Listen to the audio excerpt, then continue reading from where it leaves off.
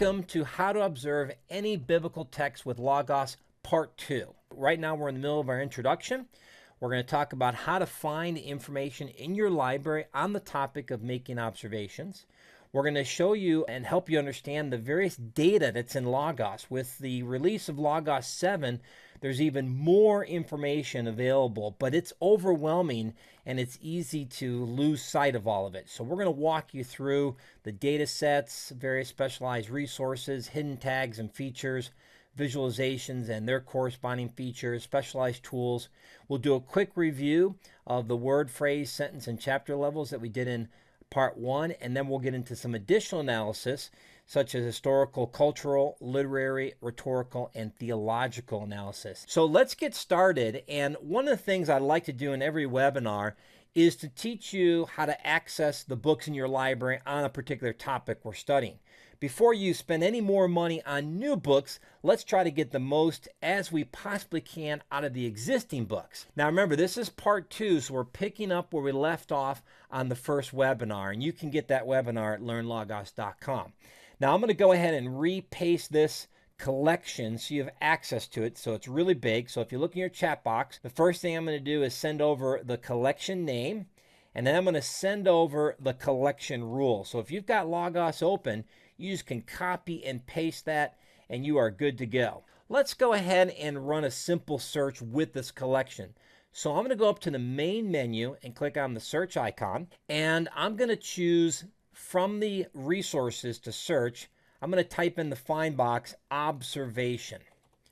And this is the new collection. So if you want to create the collection, just go to Tools, Collections, and just copy and paste the collection name, and then you can paste the rule in there. And depending on your library, the various number of books will be different, but nevertheless, you've got the collection there. Now, this is the collection we're going to search. We click on the resource menu, type in observation, there's our collection, we can select it. Now notice I've also selected heading text and large text. Now I'm going to clear that out and walk you through how I did that. So I'm going to click all text. I'm going to expand search fields by clicking on the triangle, and then I'm going to check the box for heading text and large text. Both of those are now selected. Tool that Logos has provided for observations. Now I'm going to go ahead and close that one down. There's some interesting ones as well. For example, there's the Weevu consistency trees. So this is, again, another way of looking at the Hebrew. Another one that's new to Logos is the Lexham Hebrew cantillation analysis graphs. And what this is doing is breaking down the Hebrew text by the significant accents. So now you can see words and phrases based on accents. Very powerful. And that means for the first time, finally, we can search on the Hebrew accents easily. Now we'll cover that in another training webinar, but for tonight, be aware of that resource. That's just a quick sample of some of the clause visualizations that are available for you. And one more is the Cascadia. They've now released one on the Septuagint, so you can do that as well. Very powerful way to look at the text to help you observe, because the organization allows you to see words, phrases, and sentences much easier. Okay, so that brings us to letter E, specialized tools. And I should take a minute to show you a few of these just because they are helpful in the observation process. The first one is the Psalms Explorer. So if you go to the main menu and click Tools and then click Psalms Explorer, it'll open up here. Now, how can this help you in making observations? Well, first, you'll notice that Logos has organized the Psalms into genre. So now I can look at all the Psalms of praise. So if I was studying Psalm 106, there it is. I know that that's a praise psalm. You can also organize them by the author, themes, structure, very helpful, additional tags, and so forth.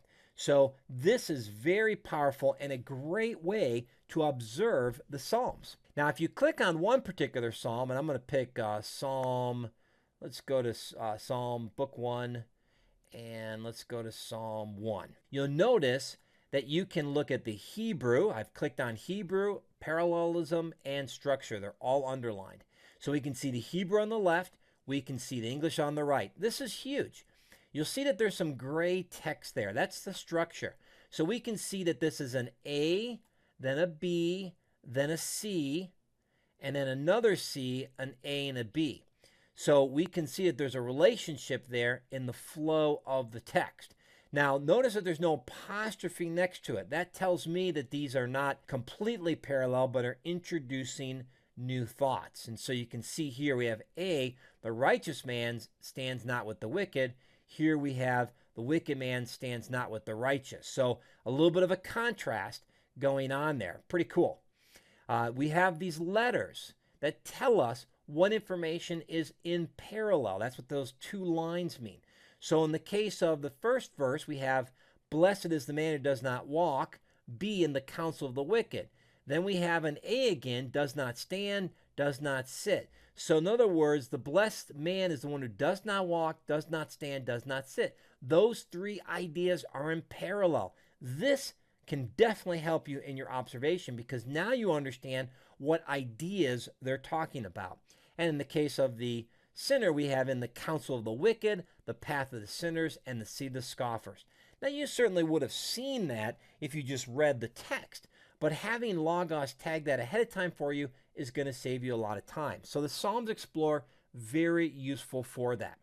Another tool that's pretty neat is the Hebrew parallelism. So let me show you this. I'm going to go to Tools, and I'm going to click on All Interactive Resources. And mine are sorted alphabetically. And what I'd like to do is go to Hebrew cantillations. And let me go ahead and open up that next. Now, Logos has changed this a little bit. At this point in time of making this video, this is the present visualization. This is very similar to the Weevoo database that I was showing you that had the accents. So we have the Hebrew text on the right, and then we have the accents listed here. So a Riva, and then a Zakef Katan, an Athnak, and a Soft Pasuk. Now, if you don't know what these accents mean, that's okay. There's resources in Logos to help you understand it. And if you can't read Hebrew, then you will have to, unfortunately, open up an English Bible interlinear and try to compare the text.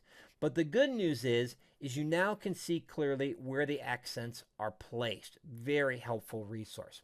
Another one is the Proverbs Explorer. So if you go to Tools, and at the far right, we have Proverbs Explorer.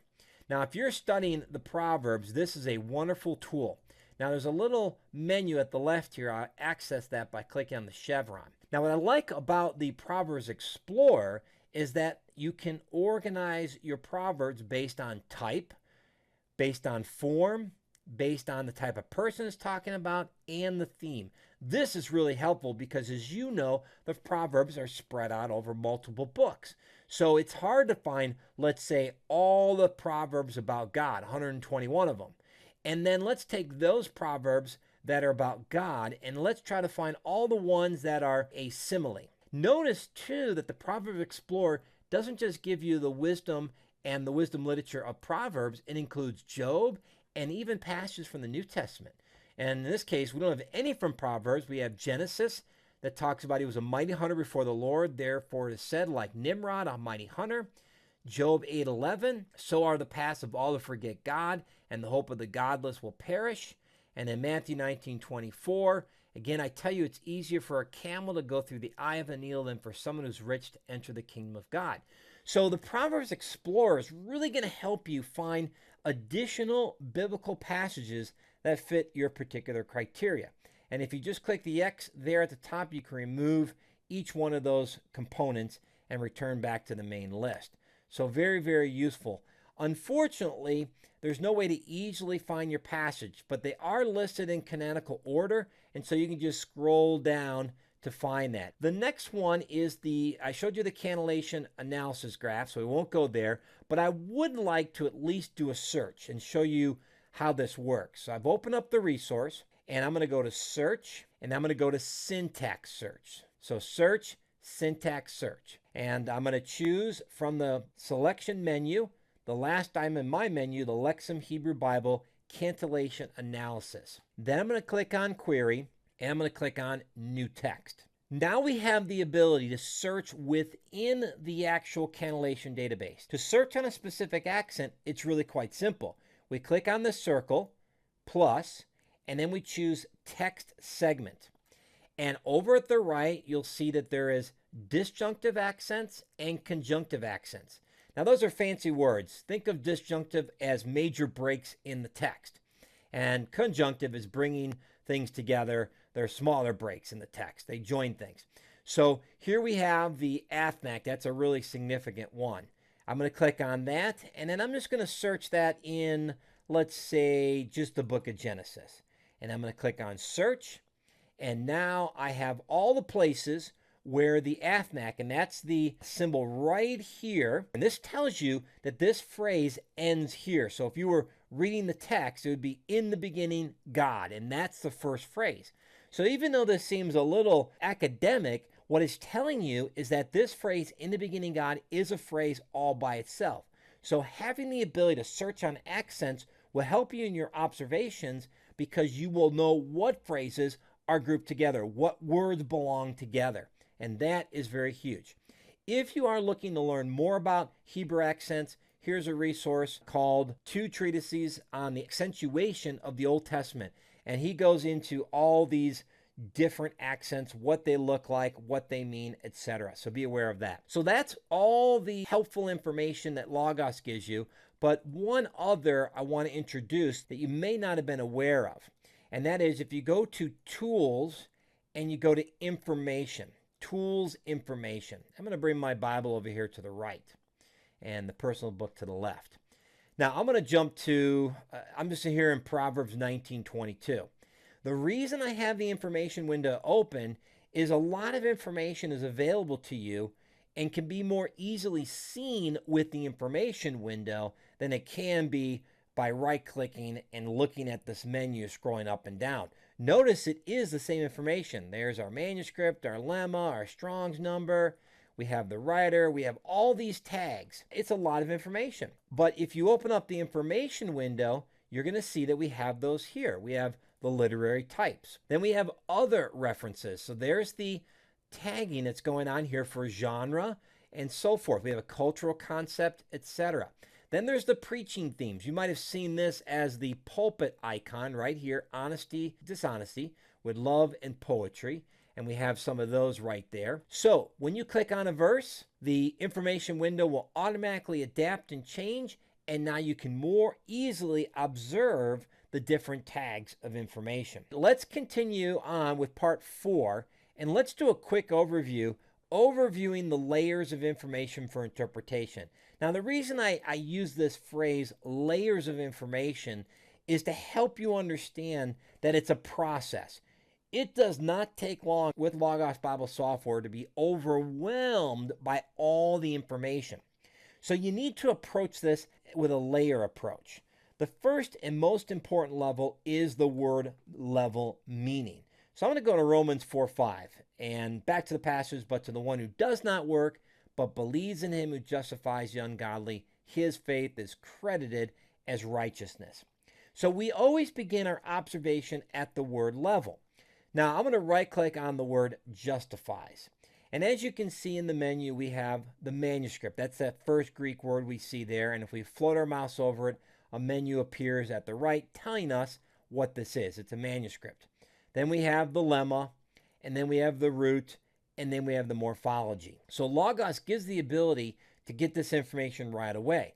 And as we've talked about in so many other places, a lemma is going to give you access to the word study tool. And if we click on lemma and Bible word study, we can go to the lemma section and observe what that word means. That's the first step in any word study.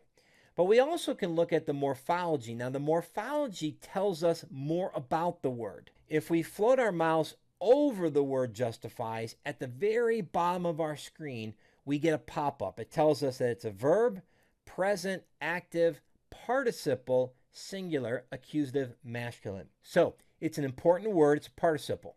Now, if we right-click, we can see those codes, and we can see that information again. Just float your mouse over it. Verb, present, active, participle, singular, accusative, masculine.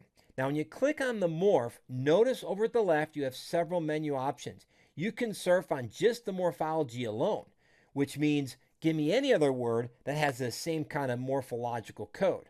or you can search for the Greek word with the specific code. And here we got back Romans 3:26 in addition to 4:5. So morphological information tells you about the parts of speech. What kind of word is it? And also additional information to help you understand how it relates to other words. Now let's go back to our Bible word study report. So I'm going to move this over here just to make some more room. And let's right click on Justifies, choose Lemma, and choose Bible word study report. When you're making observations at the word level, it's so important to understand that you first need to get a definition, and that comes from the lemma. There's another section, if you have Logos now, called grammatical relationships. This is really handy because it tells you how this word is related to other words. So for example, what are the subjects that are associated with justify? And we can see that man, flesh, wisdom, Rahab, etc. We can see the objects, adverbs, etc. So I'm going to click on man for anthropos. And here we go. Romans 3:28, we maintain that a man is justified by faith apart from works of the law. Galatians 2:16, nevertheless knowing that a man is not justified by the works of the law. And James 2:24, you see a man is justified works and not by faith alone. Now at first glance it may appear that the Bible's contradicting itself, but it's not. The faith justified apart from works is our justification. That is, when God declares us forgiven and all our sins are removed, the penalty of sin is removed, and we are now forgiven and saved. That happens at justification. Then James talks about sanctification, and that is, if you're truly saved, then out of your salvation, you're going to produce works. And a good example of this is Abraham. Genesis 15, Abraham gets saved by faith alone. He looks up in the sky, believes God's promises, and it's reckoned to him as righteousness. But then you come to Genesis 22, and the Bible says that he brought his son to the altar to be sacrificed. And that's the reference that James makes, that faith is working with its work to produce works. And so that's his sanctification. Very important to be aware of that. And with this grammatical relationships, you can begin to see how justified deals with man. Very powerful. Also, for what it's worth, it can be helpful to see if there's any prepositions used with it. And textual searches will actually take your word and look at not only the New Testament, but other secular resources in that same era or earlier. So here we have Josephus, we have Philo, the Greek classics, the pseudepigrapha, etc. And this will help you see how this Greek word is used in other places outside the Bible. You can look at the root word, and this shows you how this word is connected to other words. But be careful with the root. And if you're wondering what that orange circle means, that is the word that we're looking up. So out of this list, that's the one we're looking up. But nevertheless, root can help you understand range of meaning. And then lastly is clause participants. So for example, how is this word participating with the subject God? So if we click on the triangle, we can see this. We can see Romans 3:26, that God is the justifier. He's the one who justifies the circumcised by faith, and the uncircumcised through faith is one. So here's all the passages where God is the subject of the verb justify, and we can learn more about what is being accomplished through that justification. So very, very cool. It does include the Apocrypha books as well. Now notice we're still in the word level study here. But there's one other I think that's important to look at, and that is the Loneita. So as you can see, we're kind of spreading out. We're going from the specific meaning, the specific morphology, then we kind of span out a little bit to a wider range. If you right-click on a New Testament word, you have access to the Loneita dictionary. And I have a whole webinar on the Loneita I highly recommend. It's a fantastic webinar on just helping you leverage this particular resource to its fullest potential. So I'm going to click on Loneita, and I'm going to click on the Loneita lexicon at the left. Now, what is this telling me? Well, two things. Here I am in the dictionary where our specific word justified is being used. But here's where semantic domain comes in handy in your observations. So we're talking about justification. And again, we're at number 3446. If we open up the table of contents at the left and we scroll down, we go to section 34, we're dealing with association. We're in specifically letter E, establish or confirm a relation, and here we are 46. So if I want to understand this word and its range of meaning and some of the other possible word choices that God did not use in writing this, I can see those here. So this tells me other words that are similar in meaning but have a different meaning than the word in the text. So this will allow me to be more precise in my understanding.